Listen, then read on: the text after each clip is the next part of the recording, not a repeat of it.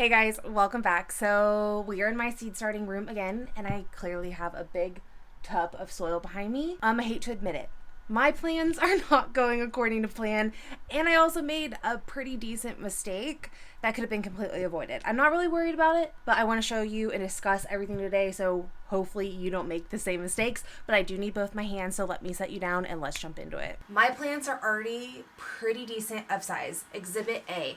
My celery is going absolutely crazy. My celery was not even this big last year going into the ground. The only difference I did this year was one, pot it once. Then I have fed it once as well with this Dr. Earth organic liquid fertilizer, celery's heavy feeders, and it was showing signs it was really yellowing in the leaves, and it looks phenomenal. I am a little worried about this simply because these are really not holding water well at all. I'm having to bottom water these at least every other day at minimum right now, so I'm actually waiting to get a few more pots in the mail from Bootstrap Farmer. So today I have these big ones that I'm actually going to be potting my tomatoes in.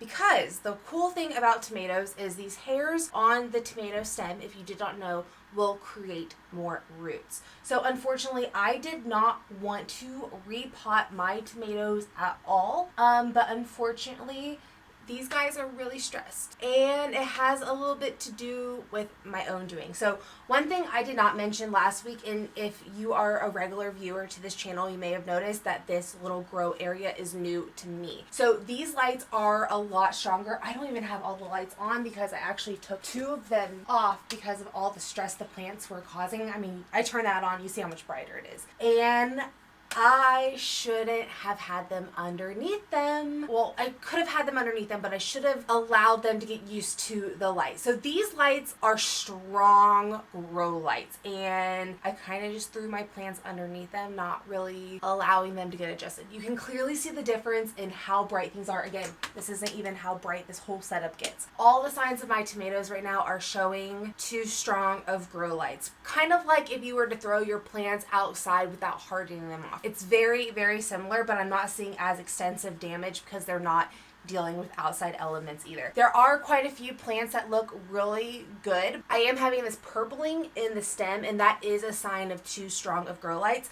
It also can be a sign of a nutrient deficiency, but these should be okay, even though they can be potted. I have fed these once as well, and they looked beautiful before I put these under the light. These almost looked different within 24 hours. This is about a week after I've put them down, and you can see I have a lot of leaf curl on a lot of these plants. You can see they're not happy plants. The leaf curl is also a sign of too strong of grow lights. I am having some yellowing in the leaves, which is also another sign as well, but it also can be a nutrient deficiency. But again, since I already played the nutrient deficiency out and these were brand new grow lights and all signs are showing that way, yeah. Okay, so long story short, sorry about that. I kind of had to express that. One thing you might notice too on your tomatoes is if you ever see these little white dots alongside these hairs on a tomato, what's cool is those are aerial roots. So if you have any moisture in the air, you will even notice this outside. I'm not really too worried about these plants, even though some truly do not look the happiest. All of the new growth looks phenomenal. And one thing we're going to do today is we are going to be planting these deep. So you can see here, I'm going to actually be pruning off all the leaves that are pretty much going to be here, honestly. And that will allow this whole area to be underneath soil and it will root. The only reason why I'm going to go ahead and pot everything, even though my last expected frost date is around April 16th. That's where it is for my little area in Kansas.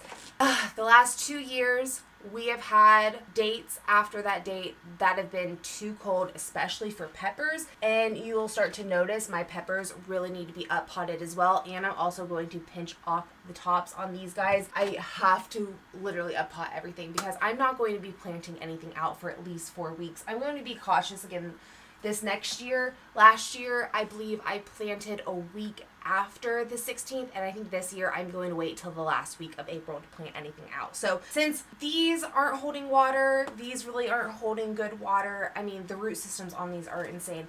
All of these need potted. I don't know how many times I've said potted.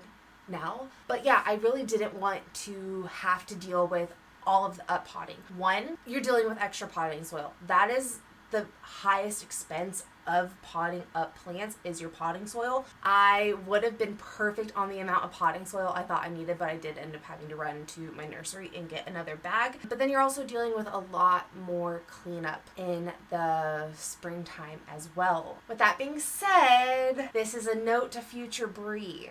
Do not start your tomatoes until 4 weeks after you did this last time. These tomatoes they've been planted for, I believe, 7 weeks now. The celery's been planted for 10 now, which is crazy. If you look at footage of the celery 2 weeks ago, this celery just... At the end of the day, this just goes to show you guys that even an experienced gardener that has planted tomatoes from seed for 5 years straight can make one simple change and something go completely different. And this is why I always tell you guys that every gardening year is different. You will have different problems with different things every single year. You do a lot of learning as you go. Like I was Google searching purple stems, leaf curl, which last year, speaking of hardening off your seedlings, I didn't harden off my tomatoes probably enough because I experienced very similar issues last year with my tomatoes where the leaves almost just get very dry. They curl up almost like they are burned in a sense, because they kind of are. They're not used to the strongness of the sun, or in this sense, the strongness of the grow light. So the crazy thing with hardening off, when the most annoying thing about hardening off, especially if you're like me and you are growing in your basement, is you almost need a good week before you plant out your items to gradually allow them to the outside elements. You want to do this in the morning, evening, allow them to stretch about an hour longer each day, eventually allowing them to go completely overnight if allowed with the weather. So we are starting to see a lot more warmer evenings here. But again, I really am not going to trust it until closer to May, because here in Kansas, with us being right in the middle, oh my goodness, yeah, see all those roots? Those are some strong roots, and I probably could still keep these in the pots for another 4 weeks, but I want to give these guys the extra go ahead, especially since they were stressed. Let's give them some extra room, some extra areas, and let's make these plants happy again before they go outside. So I don't really mind these little flimsy grow pots. I believe I bought them off Amazon last year. I don't really like them either, but they are 6-inch pots and they do get the job done, especially with tomatoes with how deep they are. I'm really excited about the Bootstrap Farmer ones I am getting. I believe I'm getting them tomorrow. They are 5-inch pots and they are new, very similar to this. And these are 2.5-inch, which is perfect to pot them up in kind of double, because this was a 3-inch pot here. And those are also not Bootstrap Farmers, but really like Bootstrap Farmers quality over some of the other stuff I've gotten over the years. And you can just really tell that things are going to last. The other really annoying part about up potting your plants, guys, is just how much longer it takes the bigger they get. I really wanted to avoid my tomatoes getting much bigger than this. So again, future Brie, watch this video next year when you are planting your garden and you are not starting tomato seeds, girl, until the first week of March. Okay? Okay, maybe the last week of February, but no sooner than that, okay? All right. I'm also excited just to allow them not to be on these trays, because the trays take up some room when you are trying to space them out. Taking off some of this extra foliage as well will help with a little bit of extra airflow, and these will get planted even deeper into the ground when we plant them outside. That is the beauty of tomatoes, guys. When you are planting tomatoes, always plant them deep. It's the one thing you can really do that to, and they always kind of thank you for it. Their root systems end up being a lot healthier, and I've always seen great success with the method of planting deep. If you're looking for an example of hardening off your seedlings and you're starting on a weekend, maybe on Saturday, pull them out first thing in the morning for an hour or two. Put them in some sunlight, not direct sunlight, maybe kind of shady, baby them. They haven't been, maybe also pick a day if you're like me, where it's not super windy either, to start off the hardening process. Here in Kansas, there are days where we can have about 40 to 70 mile per hour winds. That is not the day why you want to start hardening off your seedlings. Your seedlings will absolutely hate you for it. I mean, I'm not super tedious with it. I do try to wean them outside. I will say I've only ever kept them overnight once. As long as your temps are averaging in the 50s, you're probably in the clear to go ahead and plant most things. All right, see how long that took just to do 2? All right, so I'm not going to bore you while I continue to do this with the other 40 of my tomatoes, because this is probably going to take me a few hours. And that is why we're up potting amongst a few days, because I don't want to do these today.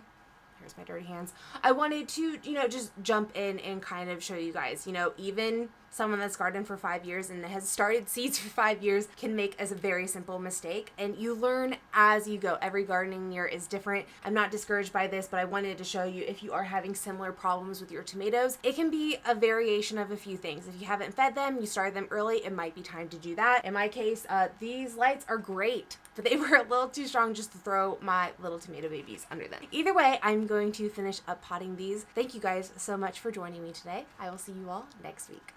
Bye.